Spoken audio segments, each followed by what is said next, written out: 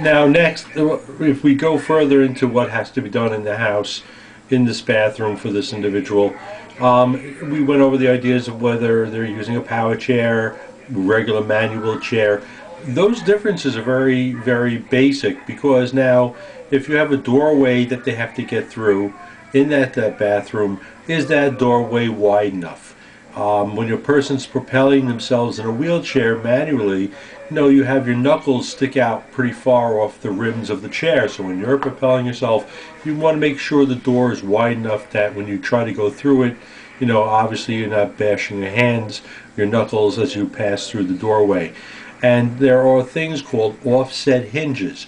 So if you are an individual who's modifying a bathroom and you're going to widen the door, one of the things you can do is to modify that door with what's called offset hinges. They're very inexpensive.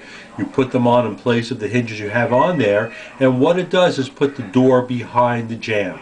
So this way now you have a clear distance between molding to molding, as opposed to have to first go through it and then you have that 1 3/4 of the width of the door that might be in your way. Other areas to look for are, what are you trying to accomplish in the bathroom? Are you trying to make the tub accessible for yourself, or are you trying to make an accessible shower? Can that person transfer onto the commode?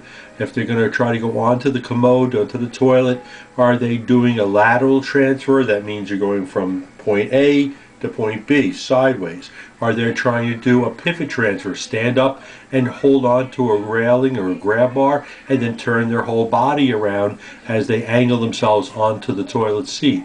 And again, maybe the toilet seat, you want it higher up. A lot of people have these very customized things called low boys, or type of toilets that are very low to the floor. In most cases, people who are impaired or have limited function want them higher up because it's easier to get on from a wheelchair, and it's also easier to get off because the elevation is higher.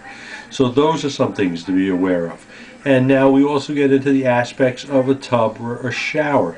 So if you're using a tub and you have maybe a jetted tub, or you want to keep the tub you have, ways to modify that, or you can use devices that are products like the Beluga device, or Aquatech it's known as.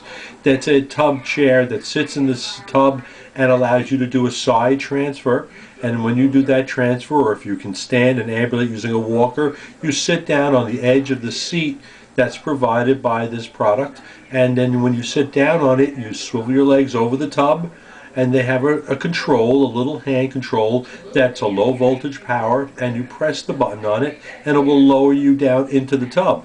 You can stop maybe 6 inches below the tub and take a shower using the handheld shower, or what you can do is lower yourself all the way down to about 2 inches above the tub surface and allow yourself to take a full bath for yourself.